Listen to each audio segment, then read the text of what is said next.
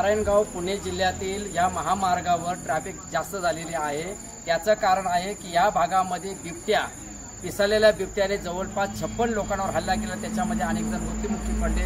आज कालची घटना अशी समजते की 13 वर्षांच्या मुलीवर बिबट्याने हल्ला केलेला आहे आणि सरकार वन विभाग कुठल्याही प्रकारची दखल घेत नाही आणि आज जवळपास 15 ते 16 किलोमीटरवर ही ट्रॅफिक तुम्हाला मोठ्या प्रमाणात दिसते। सगळे लोक अडकलेले आहेत आणि इथून 16 किलोमीटरवर या भागातील लोकांनी आपले जे मुलं बाळ आहेत, वृद्ध लोकांवर, कुटुंबावर हल्ला करणाऱ्या बिबट्याला जेरबंद करावे यासाठी मागणीसाठी 16 किलोमीटरवर ते राहिलेले आहेत। परंतु त्यांची दखल राज्याच्या मुख्यमंत्री कुठल्याही प्रशासनाने घेतलेली नाही, वन विभागाने घेतलेली नाही आणि लोक प्रचंड संतप्त आहेत आणि याचा फटका आज या ठिकाणावरून जवळपास खोपोलीकडे लोणावळ्याकडे जाणाऱ्या प्रवाशांना बसलेला आहे। मोठ्या प्रमाणात जवळपास 15 ते 16 किलोमीटर अशी ट्रॅफिक आहे, परंतु कुणाला त्याचं काही पडलं नाही आणि त्या संतप्त ग्रामस्थांची जी न्याय मागणी आहे त्यांची एकच इच्छा आहे की वन विभागाचे जे मंत्री आहेत त्यांनी त्या लोकांना भेटलं पाहिजेत, वाघाला जेरबंद वन विभागाने करायला पाहिजे ही त्यांची मागणी आहे आणि संतापजनक लोक तिथे राहिले। त्यांची मागणी जरी न्याय्य असली,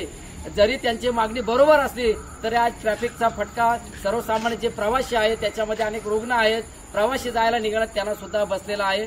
आणि मी सरकारला विनंती करतो, मी सुद्धा राजेंद्र जाधव, मी रायगडमधला रोहाचा पत्रकार आहे आणि मागणी करतो सरकारकडे की त्यांच्या आजचे जे पुणे विभागाचे जे आयुक्त असतील, वन विभागाचे जे काही वरिष्ठ अधिकारी असतील, मंत्री असतील, त्या लोकांच्या संपर्कात त्यांनी यायला पाहिजेत आणि त्या लोकांच्या संरक्षणाची जबाबदारी सरकारने घ्यायला पाहिजेत आणि जो पिसाळलेला बिबट्या आहे त्याला जेरबंद करायला पाहिजेत।